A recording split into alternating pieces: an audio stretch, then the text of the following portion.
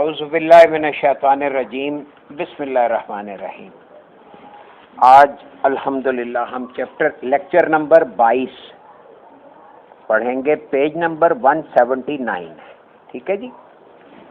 لیکن اس کا مطالعہ شروع کرنے سے پہلے میں ذرا آپ کی توجہ دلاؤں گا پیج 180 پہ، پیج 180 کھولیں، اس پہ دیکھیں تو ایک دائرہ بنا ہوا ہے، اس کے سینٹر میں ایک سیاہ نقطہ ہے، اور یہ سیاہ نقطہ جو ہے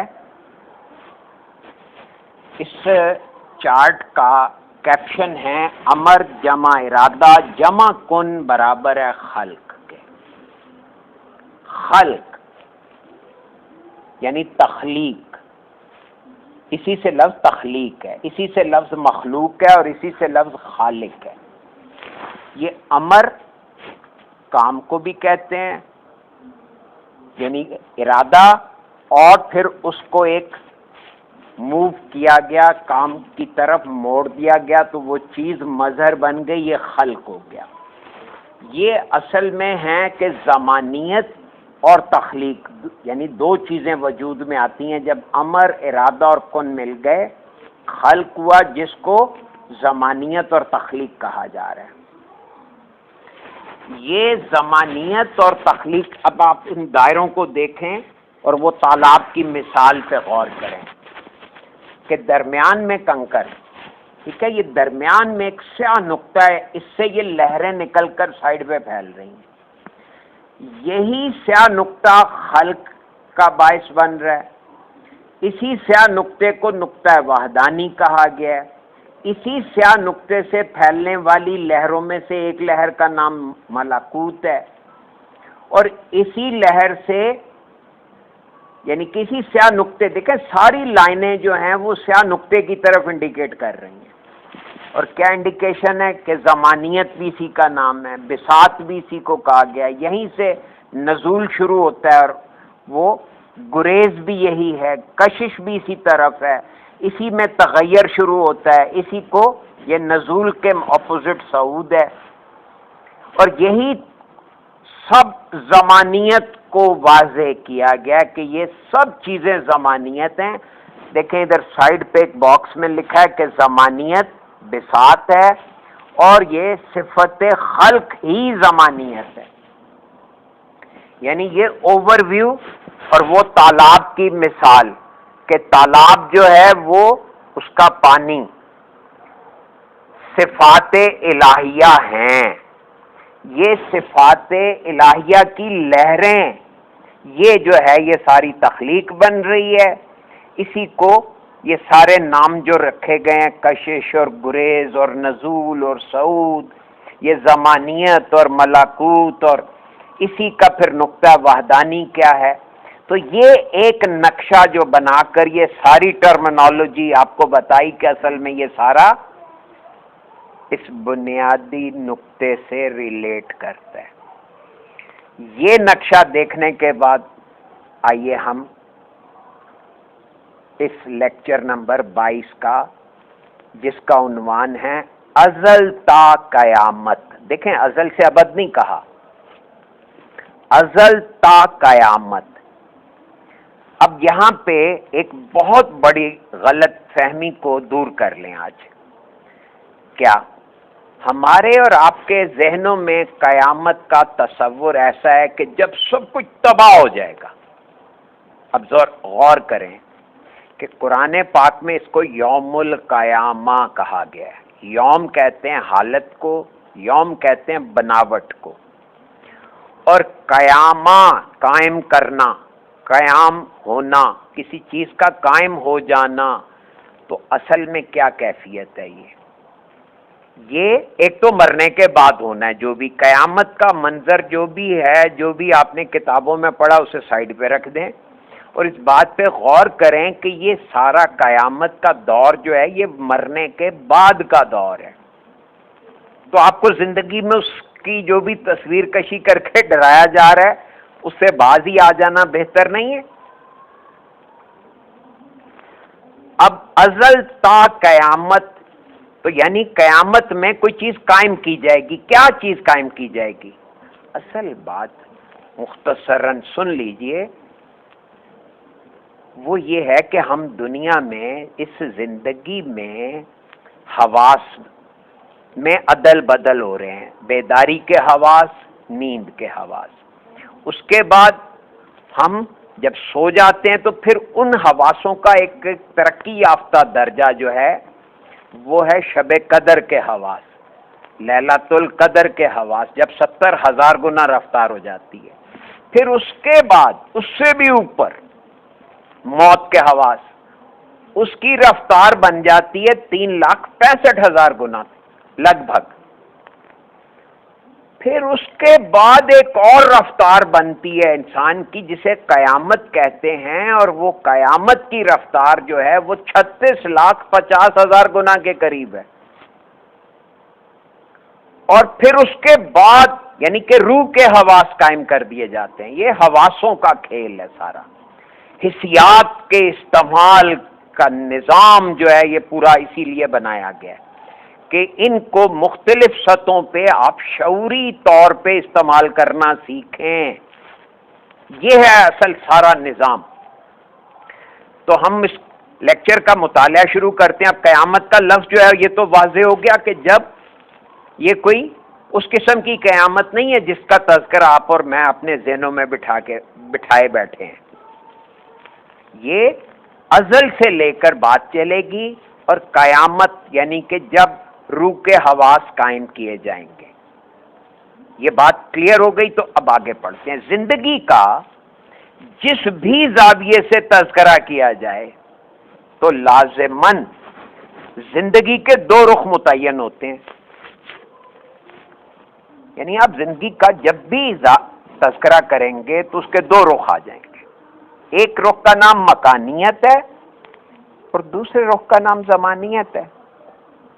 مکانیت سپیس ہے اور زمانیت ٹائم ہے۔ جب ہم زندگی میں نقش و نگار کا تذکرہ کرتے ہیں تو ہمیں کہنا پڑتا ہے کہ زندگی کے نقش و نگار کہیں سے آ رہے ہیں۔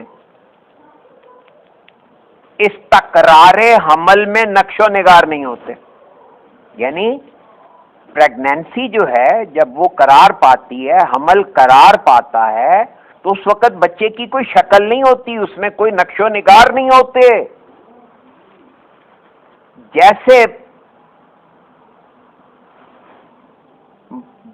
جیسے ماں کے پیٹ میں نشو نما ہوتی رہتی ہے، اب یہ سپرم اور اووم آپس میں مل کر زائگوٹ بناتے ہیں، اور وہ زائگوٹ جو ہے وہ آہستہ آہستہ گرو کر کے کیا ہو رہا ہے، نقش و نگار کہیں سے منتقل ہو رہے ہیں اس لمپ آف ماس میں، اس مادے میں جو ماں کے پیٹ میں گرو کر رہا ہے۔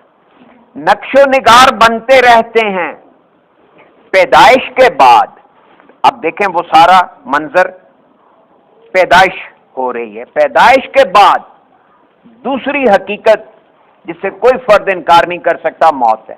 یعنی ہماری تخلیق کا آغاز کہاں سے ہوا؟ استقرار حمل سے، اور کہاں اینڈنگ ہوئی؟ موت۔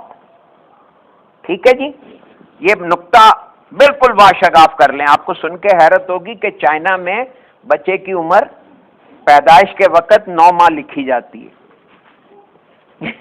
انہیں اتنا شعور ہے کہ زندگی وہاں سے شروع ہوتی ہے۔ ہمارے ہاں پیدائش کا وقت کچھ اور لکھا جاتا ہے۔ تو پیدائش کے بعد دوسری حقیقت جس سے کوئی فرد واحد ایک بھی بندہ انکار نہیں کر سکتا وہ موت ہے۔ موت کے بعد بھی نقش و نگار موجود رہتے ہیں، لیکن زندگی ختم ہو جاتی ہے۔ اس کا مطلب یہ ہے کہ نقش و نگار اور زندگی دو الگ الگ ہیں، یہ دو الگ الگ چیزیں ہیں۔ جب تک زندگی نقش و نگار کو متحرک رکھتی،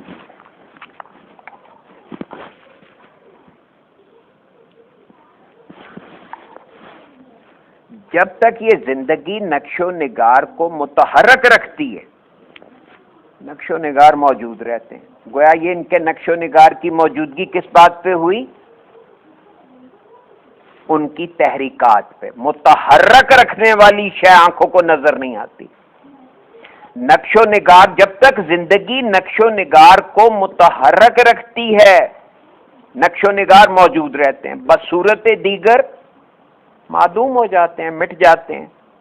نقش و نگار کو متحرک کرنے والی شے آنکھوں سے نظر نہیں آتی، مگر اس نظر نہ آنے والی ہستی پر زندگی قائم ہے. اب زندگی یہ ہے زمانیت، اور زندگی کے نقش و نگار یہ ہے مکانیت. اب غور کریں کیا بتا دیا کہ یعنی زندگی زمانیت ہے اور زندگی کے نقش و نگار جو ہیں یہ مکانیت ہیں. یہ دیکھیں ٹائم اینڈ اسپیس کو کبھی کسی نے اس طرح سے ایکسپلین نہیں کیا کہ what is time and what is space. یہ صرف روحانی بندہ واضح کر رہا ہے، ایک روحانی اسکالر، ایک روحانیت کو جاننے والا بندہ بتا رہا ہے کہ زندگی دراصل مکانیت ہے اور زندگی کے نقش و نگار یہ اسپیس ہیں. نقش و نگار والا رخ مکانی رخ ہے اور نقش و نگار کو حرکت دینے والا رخ زمانی رخ ہے. دیکھیں ایک ہی بات کو کتنی بار تکرار کیا گیا تاکہ یہ بات ذہن نشین ہو جائے کہ انسانی اعضاء، ہاتھ، پیر، ناک، کان اور پھر وغیرہ، یہ سب مکانیت ہے. انہیں حرکت میں رکھنے والی شے زمانیت ہے. زمانیت مادی آنکھ سے نظر نہیں آتی اور مکانیت مادی آنکھ سے نظر آتی ہے. یہ ہے جو چیز مادی زون میں ہے، مادی آنکھ سے نظر آ رہی ہے، وہ سب مکانیت ہے اور ہمیں اسی میں سب سے زیادہ انہماک حاصل ہے. ہم جس چیز پہ یہ مکانیت قائم ہے اس پہ توجہ نہیں دے پا رہے، اس لیے اتنی دشواری ہوتی ہے کہ جب اس چیز سے متعارف کرایا جاتا ہے تو ہمیں بڑا بوجھ لگتا ہے کہ یہ کون سی باتیں ہیں. اس لیے کہ وہ نظر نہ آنے والی چیز کو ہمارے ذہن کی گرفت میں لینے میں دشواری ہو رہی ہے. اللہ تعالیٰ فرماتے ہیں اس رات میں ہر حکمت والا معاملہ ہماری ہستی سے حکم ہو کر طے کیا جاتا ہے. ہر معاملہ حکمت والا یعنی کائنات کی تمام حرکات و سکنات کا منبع اور مخزن یعنی جہاں سے وہ خزانہ نکلتا ہے اللہ تعالی کی ذات ہے. اور ہر حرکت ایک حکمت ہے. حکمت کسے کہتے ہیں؟ یہ لفظ ایک کاف میم فیصلے کو، حکمت ڈیسائیڈ کرنے کی طاقت کو کہتے ہیں. ہر حرکت ایک حکمت ہے. ہم حکمت لیتے ہیں وائز بات کو، وزڈم کو. حکیم اس بندے کو کہتے ہیں جو فیصلہ کرتا ہے. یہی لفظ حکم میں استعمال ہوتا ہے. تو ہر حرکت اللہ کی ذات کی ہر حرکت ایک حکمت ہے اور یہ حکمت ہی نوع انسانی کے اندر فکر کی وسعتیں ہیں. یعنی یہ حکمت، یہ جو اللہ نے فیصلے کیے، یہ نوع انسانی کے اندر اس کی فکر کی وسعتیں ہیں. یعنی اب اس کی فکر، اس کی سوچ کس حد تک جا سکتی ہے، یہ فیصلہ اللہ نے کیا ہوا ہے. اللہ نے جو فیصلے کیے، جتنی وسعت اللہ نے عطا کی ہے، ہماری فکر کیا اس وسعت کی حامل ہے؟ تو فکری وسعتیں کیا ہیں؟ اب فکری وسعتیں علم کی گہرائی ہے. یعنی کسی بھی علم میں آپ کو جتنی گہرائی ملتی جائے گی، یہ اصل میں آپ کی فکر وسیع ہوتی جا رہی ہے. یہ ہے فکری وسعتیں. فکری وسعتیں علم کی گہرائی. جو یہ ایسی گہرائی جو ہمیں زمانیت سے قریب کرتی ہے، یعنی چوں چوں آپ کو علم حاصل ہوگا تو ہم گویا زمانیت کے قریب ہوتے جائیں گے۔ اب زندگی کا دار و مدار ہی زمانیت پہ، زندگی کا نقش و نگار کے ساتھ حرکت کرنا یہ مکانیت ہے۔ اب اس بات کو ہم اس طرح بھی کہہ سکتے ہیں کہ زندگی کے تمام اعمال و حرکات، تمام اعمال و حرکات زمانیت پر قائم ہے۔ تمام اعمال و حرکات جو مکانیت ہیں وہ اصل میں زمانیت پر قائم ہے، یعنی زندگی پر، اور زمانیت بندے کو اللہ تعالیٰ سے متعارف کراتی ہے۔ اب یہاں سے یہ دیکھ لیجئے واضح ہو گیا کہ جب بندہ زندگی سے واقف ہوگا تو وہ اللہ سے واقف ہو جائے گا، کیونکہ زندگی ہی زمانیت ہے۔ جب کوئی انسان یہ بات جان لیتا ہے کہ میری اصل اللہ کا امر، دیکھیں بریکٹ میں کیا لکھا ہے، زمانیت۔ جب کوئی انسان یہ بات جان لیتا ہے کہ میری اصل اللہ کا امر یعنی زمانیت ہے، تو وہ سمجھ لیتا ہے کہ کائنات میں موجود تمام نوعیں اور کہکشانی نظام اللہ کے حکم کے ساتھ قائم ہیں، اور اللہ کے حکم کے ساتھ ہی تخلیق ہوتے ہیں۔ کائنات کے نقش و نگار اللہ کے علم سے ترتیب اور توازن کے ساتھ عالم خلق یا عالم ظاہر میں منتقل ہوتے رہتے ہیں، یہ بنتے نہیں ہیں، منتقل ہوتے ہیں۔ نقش و نگار کہاں ہیں؟ اللہ کے علم میں۔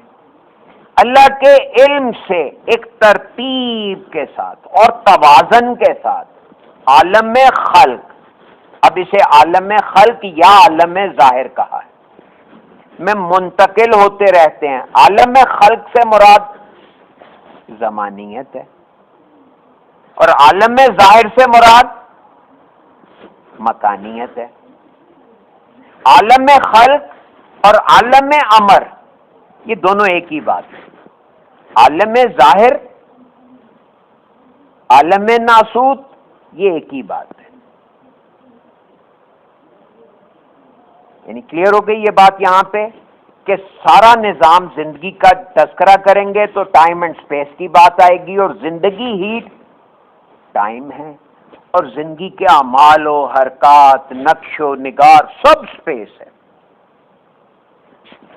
جب ہم کائنات کی تخلیق کا تذکرہ کرتے ہیں تو یہ فارمولہ بنتا ہے کہ سپیس کے اوپر بے شمار مخلوق، اور ہر مخلوق اپنے مخصوص نقش و نگار رکھتی ہے۔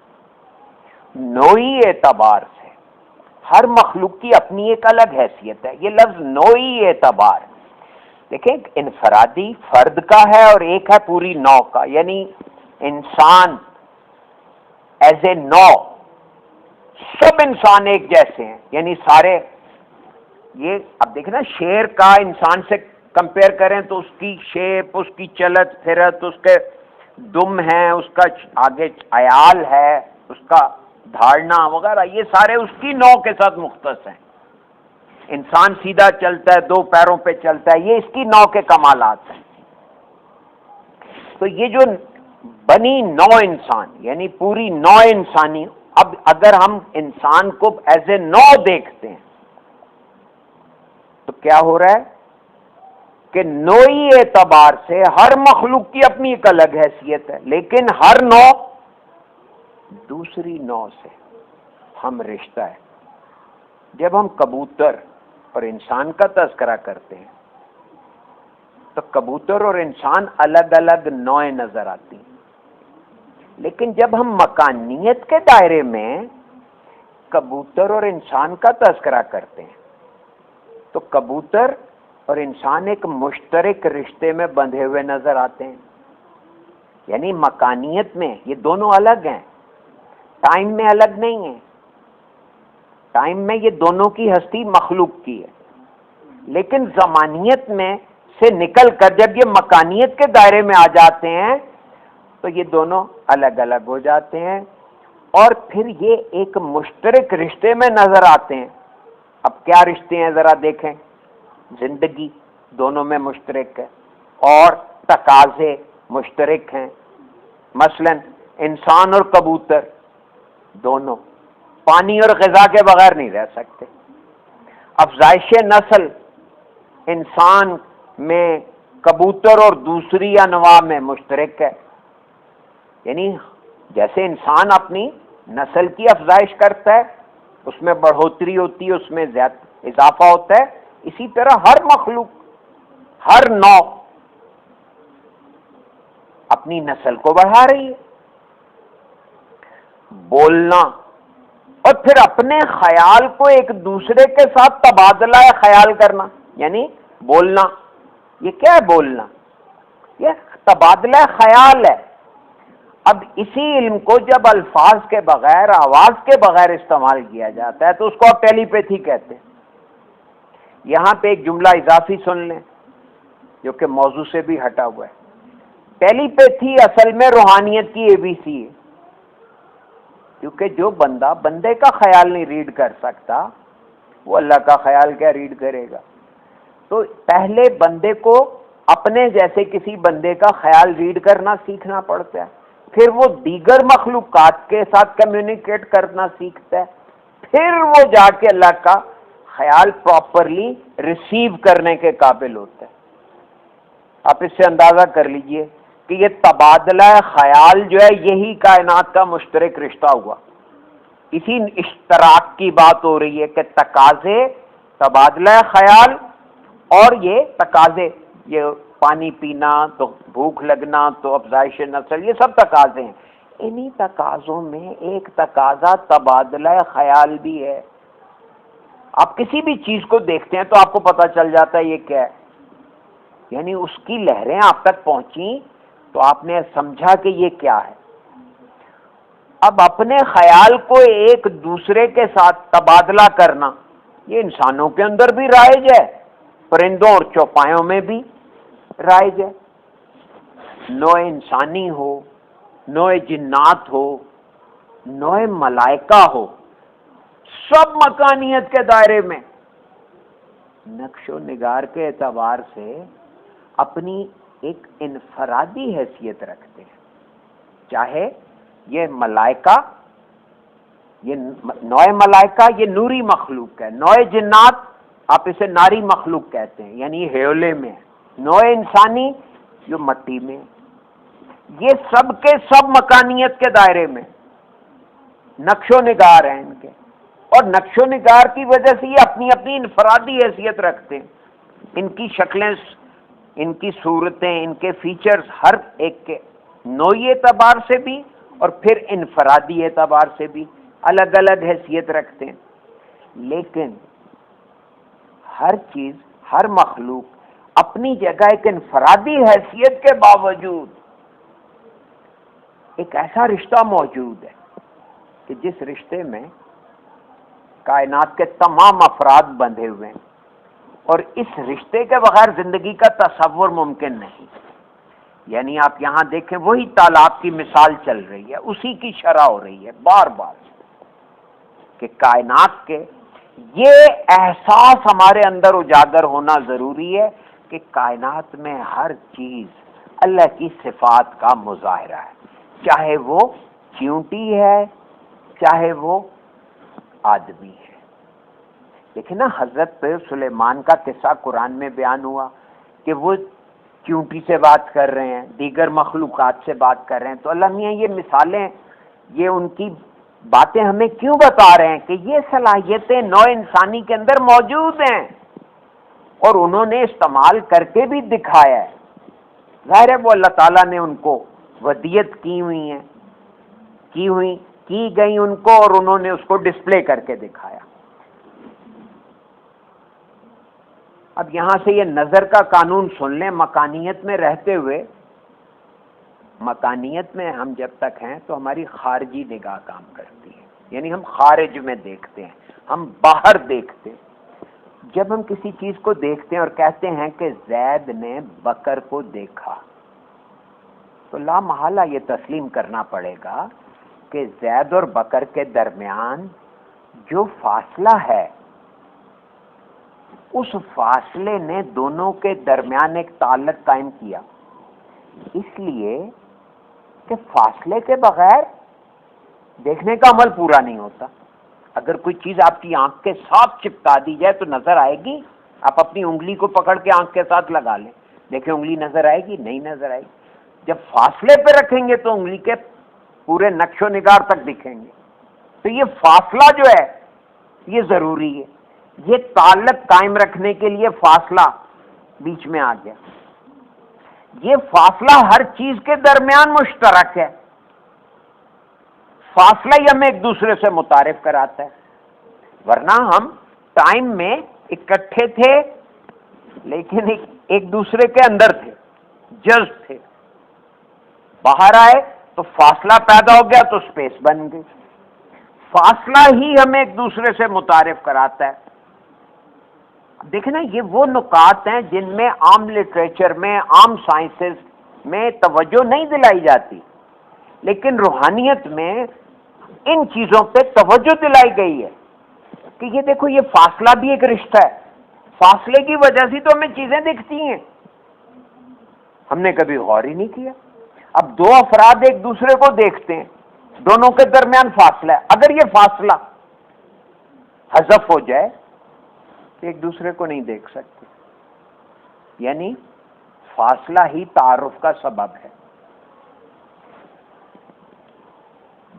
کائنات کے اندر فاصلہ جو ہے یہ کائنات کو دکھانے کا ذریعہ ہے۔ ہم سورج کو دیکھتے ہیں، اب سورج کا فاصلہ زمین سے 9 کروڑ میل ہے، لیکن جب ہم سورج کو دیکھتے ہیں تو سورج کو اسی طرح دیکھتے ہیں جس طرح کسی چیز کو 1 انچ کے فاصلے سے دیکھتے ہیں۔ 9 کروڑ میل دیکھنے میں ہماری نگاہ کا زاویہ نہیں بدلتا۔ ہم سورج کو دیکھتے ہیں جبکہ وہ 9 کروڑ میل، 9 کروڑ 30 لاکھ میل دور ہے۔ اس سے ثابت ہوا کہ انسان اور سورج کے درمیان کوئی رشتہ موجود ہے، اور جو ایک دوسرے کو پہچاننے کا ذریعہ بن رہا ہے۔ یہاں سے ایک اور راز دیکھ لیں کہ اگر آپ سورج کو دیکھ رہے ہیں اور سورج کو پہچان رہے ہیں، اس کا مطلب ہے کہ اسی طرح سورج بھی آپ کو پہچان رہا ہے۔ تو جس طرح ہماری نگاہ 9 کروڑ میل دور سورج کو دیکھتی ہے، اگر روحانی اسباق کے ذریعے ہم اپنے اور سورج کے درمیانی فاصلے سے واقفیت حاصل کر لیں تو ابتدائے آفرینش سے انتہائے آفرینش تک دیکھنا ممکن العمل ہو جاتا ہے، یعنی دیکھنے کا عمل ممکن ہو جاتا ہے۔ اب ابتدائے آفرینش کسی چیز کی ابتدا، اور انتہائے آفرینش یعنی کسی چیز کی پیدائش کی، بناوٹ کی انتہا۔ اب آپ دیکھیں کہ دونوں چیزیں اصل میں زمانیت کے اندر موجود ہیں، ہمیں وہ نظر پیدا کرنی ہے جو زمانیت میں دیکھ سکے۔ جب ہم زمانیت میں دیکھنا چاہیں گے تو یہ جو فاصلے کی بات یہاں پہ مرشد کریم نے بتا دی، آپ یہ نقطہ سن کے دیکھیں کتنی حیرت ہو رہی ہے کہ فاصلہ ہی تو اصل رشتہ ہے ہمارے درمیان۔ یہ فاصلہ دیکھیں، مثال کیا دی سورج کی اور اپنی نوع انسانی کی۔ اگر یہ درمیان میں فاصلہ نہ ہو ہم سورج نہیں دیکھ سکتے، حالانکہ یہ ساری چیزیں جن جن چیزوں سے یہ ٹائم میں ایک جگہ ہے، زمانیت میں ایک نقطے میں بند ہیں، لیکن باہر ان کے درمیان فاصلہ آ گیا تو یہ فاصلہ ہی اصل میں وہ رشتہ ہو گیا۔ یہ فاصلہ جو ہے اگر ہم اس کو آئیڈینٹیفائی کرنا اور اس کو سمجھنا سیکھ لیں تو ہم اس فاصلے سے متعارف ہو کر اس فاصلے کو نگیٹ کر کے چیز کو اس کی ابتدا سے اس کی انتہا تک اسے دیکھنا سیکھ لیں گے۔ یہ راز بتا دیا۔ میرا خیال ہے یہیں رک جاتے ہیں۔